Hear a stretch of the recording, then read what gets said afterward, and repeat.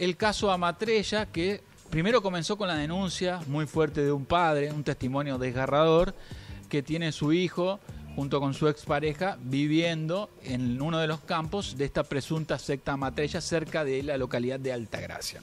Luego hablamos con una legisladora que llevó adelante la sanción en la provincia de Córdoba de la ley de protección de aquellas personas que son víctimas de la manipulación psicológica. Luego tuvimos distintos testimonios de personas que se vieron perjudicadas en sus terrenos, en sus territorios por esta supuesta secta. Ahora vamos a seguir profundizando esta información porque vamos a hablar con un psicólogo, psicoanalista, psicoterapeuta de España, un referente en cuanto al tratamiento de aquellas familias, personas que son víctimas de la manipulación psicológica, de la coerción de sectas. En este caso estamos hablando del especialista, el referente Miguel Perlado. Buen día, ¿cómo está? Buen día para nosotros, buenas tardes para vos que estás en España. Hola, muy buen día y gracias por la invitación. Espero que me llegue una de esas botellas de vino que vi hace un momento. sale ya para allá de la embarcación, entonces. Agradecido. Te quería preguntar lo siguiente, Miguel. Estamos hablando del caso Amatrella, pero queremos tener una mirada un poco más general, porque no es el único caso que ocurre, sobre todo en la serranía cordobesa. Hemos tenido los sanadores egipcios, por ejemplo. ¿Cuáles son las principales características que uno puede identificar si está siendo parte o está cerca de ser parte de una secta? Fundamentalmente hay tres elementos que consideramos esenciales y que transversalmente lo podemos encontrar en prácticamente todos los funcionamientos sectarios. El primer elemento, en mi experiencia, es la presencia de una figura de un fundador autoproclamado que rinde, al cual se le debe rendir una devoción que es excesiva. Este es el primer elemento indiscutible. Genera un culto en torno a su persona, es decir, estamos hablando de un fundador autoproclamado que despliega todo un culto en torno a su persona, unos supuestos dones, talentos o capacidades. El segundo elemento distintivo es un proceso de grupo que de algún modo tiende a instalar una fusión entre sus miembros con la figura nuevamente del fundador y con la dinámica de grupo, que es excesiva. Es un proceso fusional que lleva a una mímesis, que lleva a un funcionamiento muy compactado de grupo, donde se crea un adentro y un afuera, un nosotros en contra de ellos, y que funcionan cual pelotón militar, digámoslo así, todos unificados bajo el discurso del fundador. Y el tercer elemento, claro, en todas las dinámicas de sectarización, son los niveles de explotación crecientes, que probablemente no están presentes el primer día de la constitución del grupo, pero que a medida que avanza el proceso de grupo, debido al culto al fundador y al proceso de fusión que se estimula entre sus adherentes, termina desembocando en grados de explotación personal, emocional, espiritual, laboral o inclusive sexual.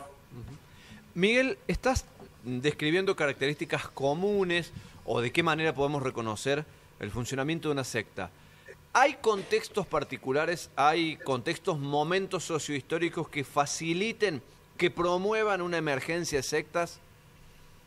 Esta es una muy buena pregunta porque le diría, en estos momentos que estamos atravesando, podemos describir que atravesamos una época que podríamos describir como de momentos sectarios, es decir, lo estamos observando en distintos discursos sociales a través de las redes, a través de canales de YouTube, a través de todo tipo de gurús del crecimiento personal autoproclamados, es decir, hay una narrativa que tiende a una cierta sectarización en cuanto a nosotros contra ellos, como decíamos, en cuanto a estar formando parte de un grupo escogido o distintivo, etcétera, ¿no? Entonces, sí, los momentos sectarios, por lo general, históricamente obedecen a momentos de convulsión social o de transición, ¿no?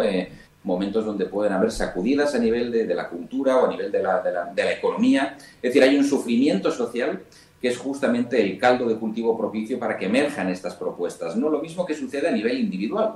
Los momentos de transición personal, los momentos de crisis, pueden ser justamente los momentos propicios para que la seducción de las sectas nos atraiga hacia un proyecto que de entrada es transformador, que promete ventajas a todos los niveles, pero que, insisto, con el devenir, con el paso del tiempo, termina por generar un estilo de relación que es finalmente explotador.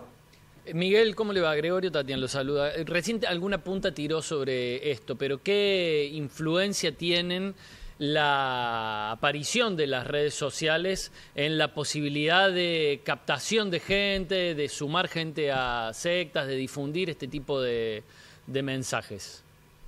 Esto es un elemento esencial, lo hemos visto a la salida de la pandemia, ¿no? Donde ha habido un resurgir de todo tipo de propuestas, cada cual más particular, donde hay una suerte de amalgama de convicciones que se combinan en una ensalada conceptual y práctica que tiene buena pinta, pero que puede acabar siendo indigesta. Entonces sí, las redes sociales tienen un rol decisivo a la hora de promover, de difundir, pero no solo eso, no solo es que funcionen como una pantalla de proyección hacia el mundo y de extensión tentacular de sus propuestas, sino que en sí mismo el funcionamiento de los canales digitales desdibujan los límites, ¿no? Los propios algoritmos de Internet, ¿no?, nos pueden acabar llevando a burbujas informacionales que pueden, entre comillas, sectarizar nuestro pensamiento en tanto en cuanto creemos que sabemos muchas cosas, pero estamos en un circuito cerrado que los propios algoritmos nos llevan. Entonces, la propia lógica, digamos, de la Internet ya en sí mismo desdibuja los límites de eso, hace que sea más difícil a día de hoy identificar algunas propuestas sectarias, porque al desdibujarse los límites ya no es que todo valga, sino que me suena mucho este discurso al de otro. Entonces, ¿dónde está el riesgo, no?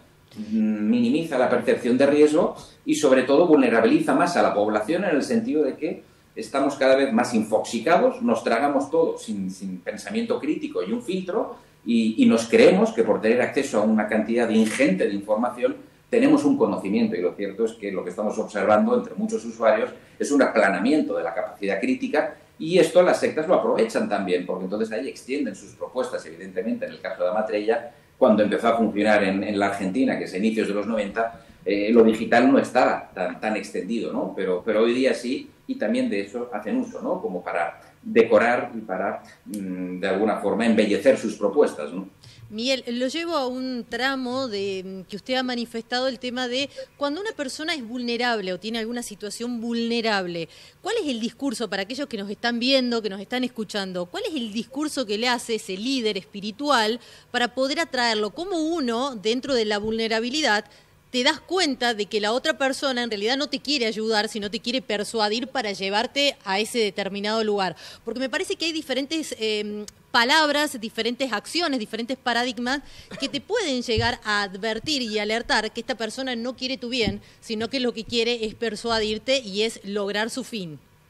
Esta es también una cuestión muy interesante, pero muy difícil de poner el punto de corte en ese proceso que es transicional, porque cuando la persona sufre, está en un estado vulnerable, por lo tanto busca una ayuda. En esto no hay ningún problema. La persona se abre por completo a una persona o a un proyecto, porque muchas veces pensamos en la figura del gurú o del fundador como algo magnético, pero muchas veces son otros intermediarios los que tienen el primer acercamiento, personas muy fidelizadas al discurso del gurú, que te invitan a una actividad, te invitan a un retiro, te invitan a un encuentro, te invitan a unas lecturas, a unas charlas, y en eso no, quizás en esos primeros tramos, uno siente un cierto relief, un alivio, una contención, un efecto de contención y de apoyo, y eso en sí mismo es bueno.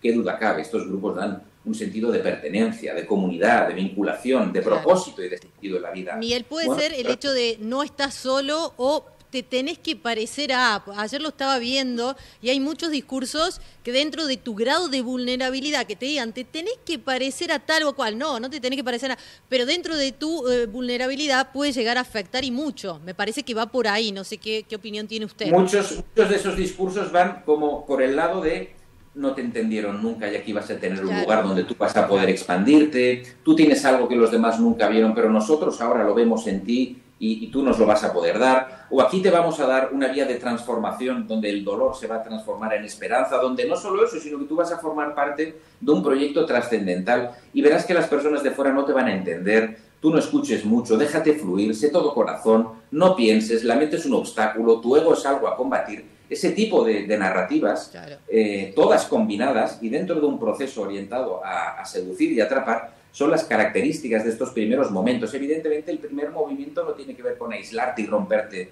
tu identidad definitivamente, sino con algo que es progresivamente erosionante, hasta que tú mismo acabas dando un consentimiento parcial a un proceso de transformación que parece óptimo, pero que, insisto, con el paso del tiempo ese proceso de transformación toma otra tonalidad y se dirige hacia otro lugar.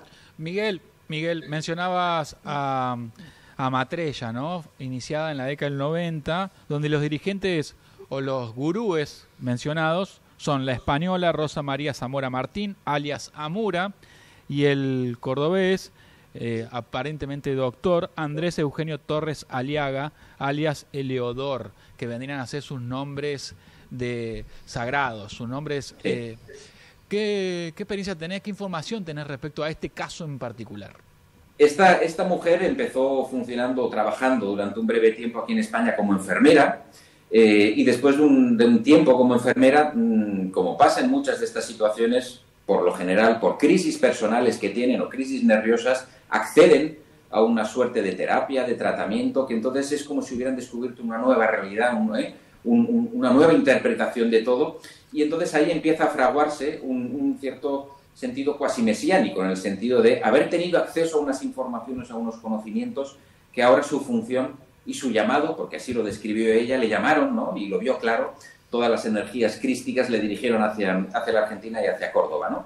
Entonces, tienen un poco esta construcción de sí mismos que es un discurso fantasioso, construido, digamos, sobre unas bases muy endebles, pero que se erigen en poseedor de un don o unos talentos extraordinarios, a partir del cual lo que hacen es eso, desplazarse a otro lugar y ir construyendo poco a poco un culto en torno a su persona, primero a través de actividades, a través de algunas reuniones con charlas, con explicaciones, con conocimientos que ella supuestamente canalizaba de otras dimensiones, y con el plan claramente así también delineado en sus propios escritos de construir ciudades de luz, de construir puntos, digamos, que irradiarán energía hacia todo el planeta para sanar, ¿no? Es decir, tienen una misión salvífica, es decir, finalmente acaban teniendo una suerte de delirio mesiánico, a través del cual reconvierten la necesidad que ellos mismos tuvieron de ayuda por su propia crisis personal en que yo ahora estoy en una posición de ayudar a toda la humanidad. En la medida en que los demás se adhieren a mi discurso, yo sigo creciendo como gurú, y ahí se arma un bucle que es de difícil resolución porque puede generar enganches muy, muy patológicos y dañinos, ¿no?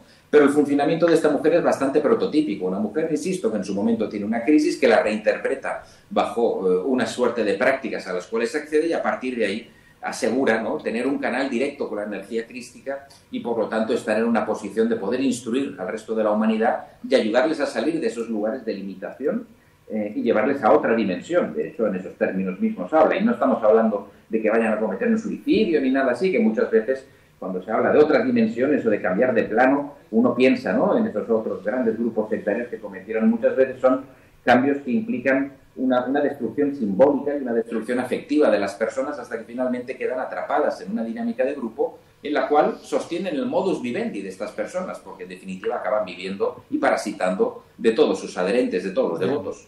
Miguel Perlado, especialista en sectas, en atención psicoterapeuta a víctimas de manipulación psicológica. Te mandamos un abrazo grande desde Córdoba y desde el multimedio SRT Media, que es el multimedio de la Universidad Nacional de Córdoba. Abrazo grande. Un abrazo, hasta cuando queráis. Vamos a compartir primero un video de cómo convocan, reclutan adherentes, fieles a lo que sería una presunta secta que trabaja en la provincia de Córdoba, que se ha ido mudando en las Sierras Chicas, entre la Sierra y ahora en Altagracia. Se llama Amatrella o Amatreya. Vamos a ver primero el video institucional de cómo convocan o reclutan seguidores.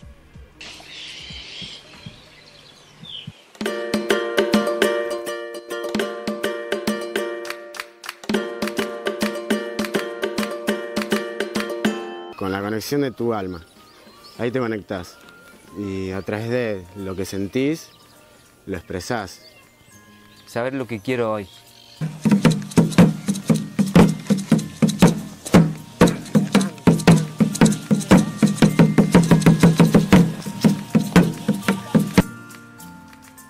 Bienvenidos a Ariate, programa de educación evolutiva que nace en el 2003. Ahí estamos viendo entonces el video institucional de Amatrella, de cómo convocan a participar de la comunidad. Esa es la visión institucional, una comunidad donde se autosustentan, donde tienen toda su vida recluida en unos campos, en este caso que está situado actualmente en Altagracia. Pero vamos a ver ahora otro video con un audio que tiene que ver con una denuncia del detrás de escena, lo que ocurre por detrás de esa pantalla, por la cual ya vamos a hablar con un testimonio en primera persona de un ex integrante de esta supuesta secta Amatrella.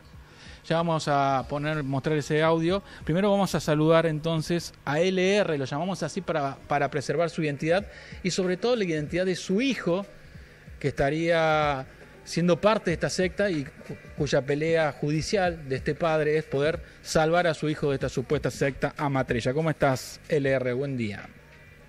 Hola, buen día a todos. Contanos, vos formaste parte de Amatrella, contanos de qué se trata esta comunidad, porque uno si ve el video como lo mostramos recién, entiende que tienen fines de trabajo en comunidad, de ir a las raíces del ser humano con la naturaleza. Ese es lo que te muestran y por el cual te convocan a Amatrella. Así es, como vos planteabas, Andrés. Bueno, esto es una comunidad que se presenta de esa forma, en donde se trabajan cuestiones espirituales y autosustentabilidad, pero cuando uno entra progresivamente, ¿no? Algunas formas del reclutamiento son, por ejemplo, los voluntariados, uno va incorporando de a poco, digamos, las nociones de esta organización que se basa en la canalización de una española que realizó un libro que se llama Sendero de Realización, en el cual, las almas de las personas están comprometidas a un proceso evolutivo de cambio de dimensiones y estos campos, como en el que actualmente vive mi hijo y en el que yo también viví y formé parte de esta organización, es un centro energético, digamos, que cumple este fin y las personas que están ahí son almas que han sido convocadas para tal fin, entonces deben practicar en el día a día, digamos, todas las cuestiones referentes a esta ideología para poder sanar su alma y aportar al sistema evolutivo, ¿verdad? Y bueno, muchas cosas convencionales, ¿no? Como son el cuidado de la salud, por ejemplo, de los niños, la vacuna, llevarlo a un colegio oficial o hacer o tener contacto con el afuera, digamos, son denominadas interferencias que después deben, si se realizan, digamos, por X situación, deben ser compensadas a través de diferentes rituales que se realicen adentro de la organización para no traer lo que se denomina entidades, o podría decirse uno así en términos generales, malas energías que interfieren en este proceso evolutivo, ¿no? Y también como por ejemplo comer carne, etcétera, etcétera. Me detengo un instante allí. ¿Cómo te va? Luis Segarra te saluda, buen día. Te quiero consultar, a ver, la idea es vivir en comunidad, por llamarlo de alguna manera, digamos, propender a una vida en comunidad con mínima interacción con el entorno, o es directamente una suerte de un proceso de desaprender y de dejar de lado conductas que te hacen vivir por fuera de esa comunidad? Digo, no es lo mismo tener este tipo de comportamientos y después no tener contacto con el exterior que andar luego libremente por ahí sin vacunas, sin la adecuada alimentación, sin insertarte en la currícula escolar. Sí, no, la idea, o sea, vivir en comunidad, por ejemplo, un edificio se vive en comunidad, no un consorcio, por ejemplo, o en claro. Lugares. Acá directamente es una secta.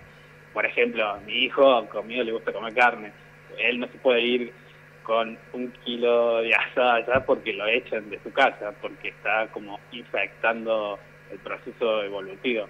¿Me explico? No es que puede él desarrollarse libremente o cualquier persona puede elegir otra religión u otra forma de hacer las actividades. Por eso siempre los campos están muy aislados, ¿no? Los ingresos económicos son mínimos, por lo cual también es imposible, digamos, de alguna forma salir. Y bueno, siempre se amedrenta, digamos, de la ideología espiritual a que las personas, que son los vehículos del alma, digamos, porque pareciera que no hay personas sino almas, son necesarios para que estén adentro de esos campos y que realicen las prácticas que tienen que hacer dentro del marco ideológico, digamos, de la secta, digamos. Yo lo he vivido en carne propia, como cuando quería trabajar o quería estudiar o quería hacer una actividad afuera, como nos obligaban a hacer terapias y nos bajaban, digamos, líneas para que no lo hagamos, porque íbamos en contra del proceso evolutivo, ¿no? ¿Y quién es el guía espiritual de toda esta secta? Y como te decía, la persona que creó esta organización es una española que se llama Amura, porque ahí también uno de los puntos, digamos, de el hacer que las personas se desprendan, digamos, del exterior, es también que le ponen nombres espirituales y tienen que llamarse así para convocar a sus almas, digamos, en el día a día. También tienen otro calendario. Entonces hay un proceso constante, digamos, de alejamiento a través de estas herramientas para que uno quede todo el tiempo inserto dentro de ese círculo, digamos, y no pueda salirse o buscar referencia en otro espacio. Mirá, estuve googleando cómo detectar a una secta, ¿no? ¿Qué te arroja la inteligencia artificial a la hora de preguntarle a uno cómo detectar a una secta? Liderazgo carismático y autoritario. Vos mencionás el liderazgo de esta española, que evidentemente tiene un control de la información también que restringe el acceso a la información externa. Los chicos y chicas, en el caso de tu hijo, no puede ir a la escuela, no puede asistir a hospitales públicos, no recibe la vacunación obligatoria, ni tampoco la educación obligatoria. Aislamiento social, manipulación emocional, negación del pensamiento crítico, exigencia de total dedicación. Todos estos son aspectos que uno puede identificar según el relato que nos va describiendo. ¿Es así? Exactamente, sí. Una de las formas de tener información son las terapias, ¿no?, que se realizan ahí, que es como ir al psicólogo, pero bueno, no son personas que estén formadas, digamos, en esta profesión. Entonces recopilan información y también canalizan información de tu alma para cambiarte el nombre, para determinarte quién es tu pareja, y cuáles son los conflictos de tu alma y las terapias que tenés que hacer. Perdón, a ver si ¿cómo estás? Gregorio también te saluda. Vos ahí, digamos, perdés tu identidad de tu nombre y estás diciendo que te eligen una pareja. O sea, ¿te determinan quién va a ser tu pareja?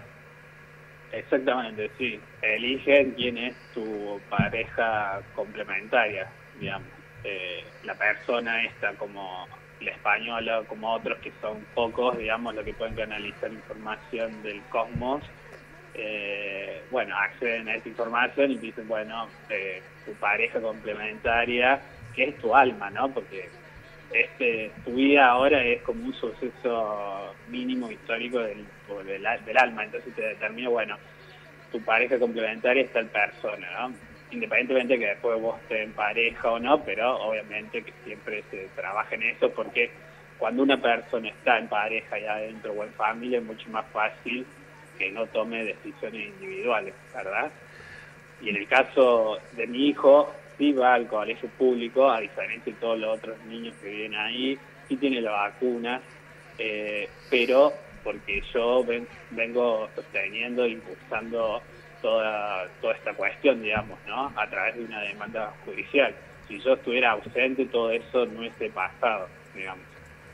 Vamos a compartir ahora un testimonio, una grabación de alguien que forma parte de la presunta secta, que grabó un momento cuando alguien sufrió un ataque mientras la líder espiritual iba realizando el ritual. Vamos a compartir este momento con la audiencia de Fuerte y Claro. Lo escuchamos. Y poder integrarnos plenamente en la nueva dimensión planetaria.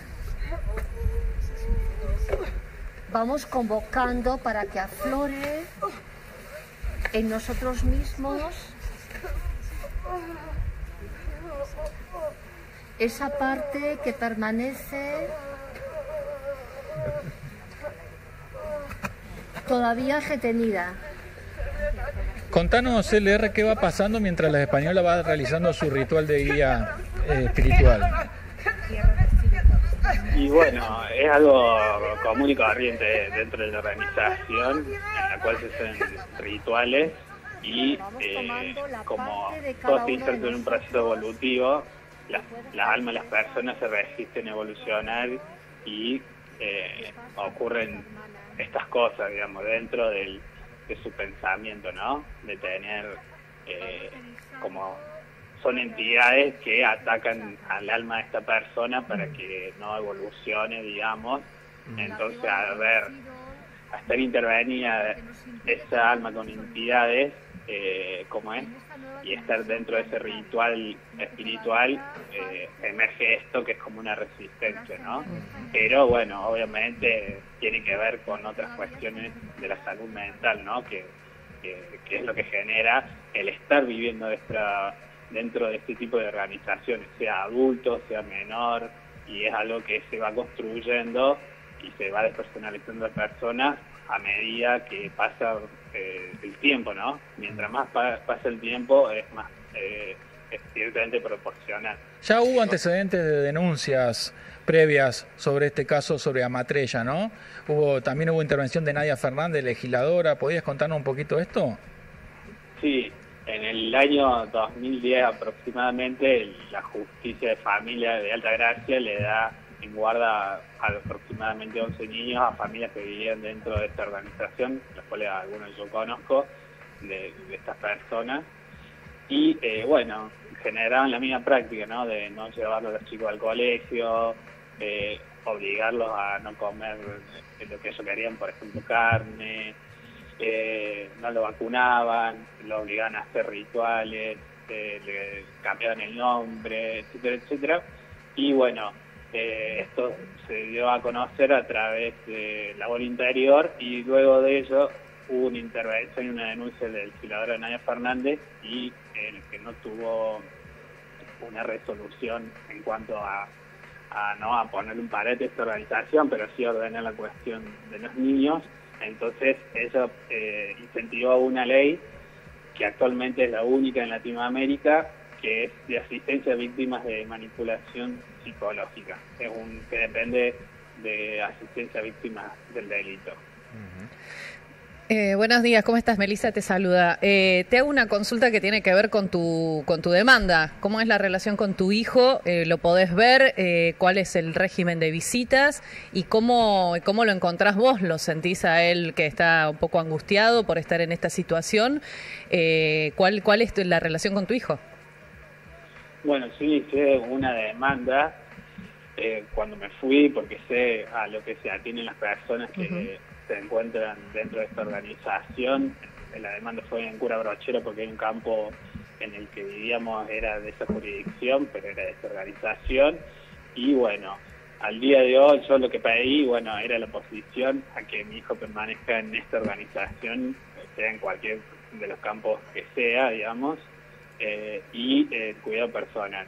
Y bueno, hasta el día de hoy no hubo ninguna fallo en ese sentido, únicamente como se cambió de jurisdicción, ahora mi hijo el año pasado se cambió al campo de Matriz de Altagracia, el juez pasó el fallo a Altagracia. Y yo a mi hijo lo veo 4 días por mes de hace aproximadamente de hace 2 años y medio. Y nada, a él le gusta estar en la ciudad, él juega al fútbol acá, pero yo le pregunto cosas de la organización, que yo las sé porque vivía ahí, y él siempre está retraído cuando tiene que contestar o se calla, digamos, como si alguien le dijera de que no hablara nada al respecto, pero también sí sabe y me ha dicho cosas relacionadas al lenguaje que se maneja ahí adentro, ¿no? Bueno, el nombre espiritual de este niño es tal, me hicieron una sanación, etcétera, etcétera. Y como, por ejemplo, a él, bueno, muchas veces tiene su personalidad y cómo se le complica por ahí a veces eso, porque en estas organizaciones como que la individualidad no es algo que sea bien visto. ¿Vos fuiste parte de esta comunidad? Exactamente, sí. ¿Y cómo fue tu salida? No, porque esta organización, digamos, se escuda legalmente dentro de unas asociaciones civiles, que Casa Matriz se llama Nueva Era, y cuando yo entré, bueno, me prometieron ser socios de esta asociación, y nos dijeron que los campos eran patrimonio de la misma, ¿verdad? Pero después, bueno, me enteré que los campos eran, en su momento, estaban bajo usurpación y habían sido como es, sacado de personas que habían confiado en esta organización y se lo sacaron, digamos.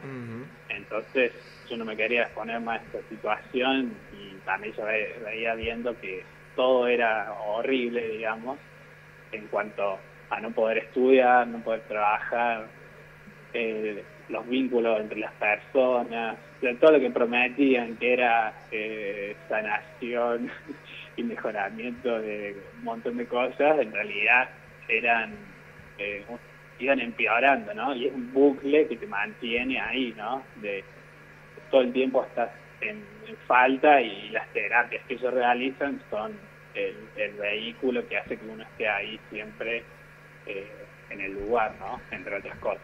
Bueno, pero está bueno lo que estás diciendo, aquellas personas que están vulnerables, ya sea padres o jóvenes, y son tentados a ser involucrados dentro de esta secta. ¿Qué es lo que qué les recomendás que hagan para no involucrarse en esta situación?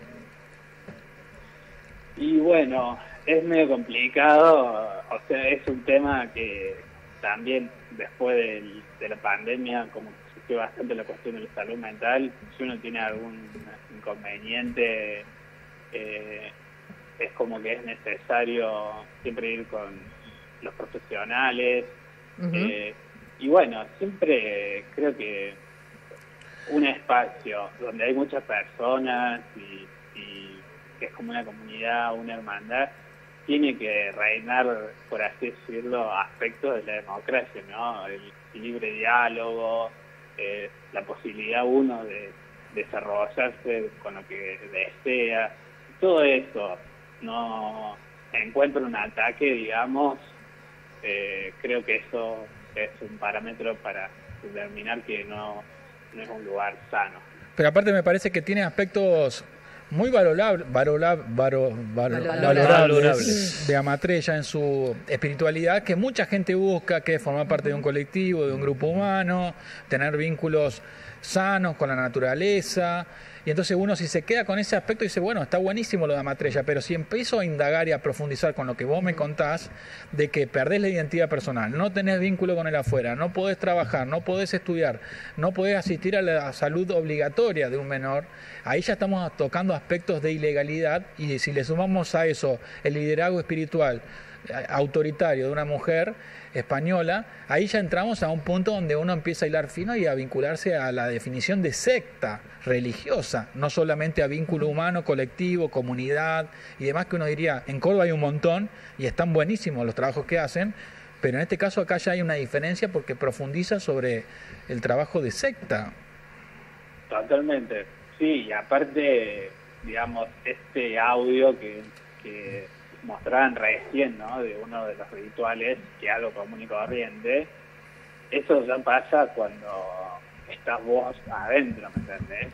Ellos no van a poner en sus redes sociales esto como, bueno, que es la normalidad de lo que sucede adentro, ¿no? No lo van a poner en redes sociales, o cuando yo entré no me dijeron, che, mira, si vos querés irme en lo comunitario va a pasar esto. Mira, te pongo un ejemplo, escucha lo que hacemos, o ve lo que hacemos. Si no, yo en mi vida hubiese entrado, ¿me entendés? Pero uno entra y progresivamente queda atado porque, bueno, viene de la nada, no tiene ingresos económicos, bueno, y un montón de las interferencias. ¿Teléfono celular, comunicación con el afuera por teléfono celular tienen? No, sí, pero eso no es una limitación, digamos. Lo que opera acá es la cuestión ideológica, ¿no? Y las personas que viven ahí están comprometidas con la misma, ¿no? Y por eso es una organización coercitiva, digamos, en el sentido de que utiliza la cuestión espiritual para manipular a las personas, ¿no?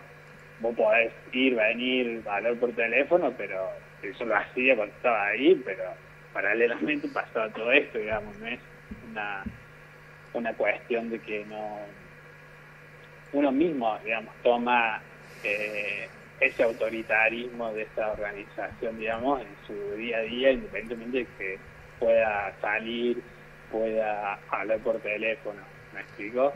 Entonces, es más, hay un montón de organizaciones, incluso esto opera por las redes sociales, usan todos los medios, digamos, no es que, es más, lo aprovecha a los medios que hay disponible a las tecnologías. No es que van en contra de ellos, porque pueden captar más personas y difundir más su mensaje, digamos.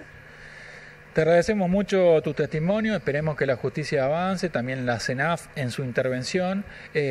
Abrazo grande y vamos a continuar con este tema desde Fuerte y Claro. Bueno, muchísimas gracias a todos por el tiempo brindado. Hasta luego.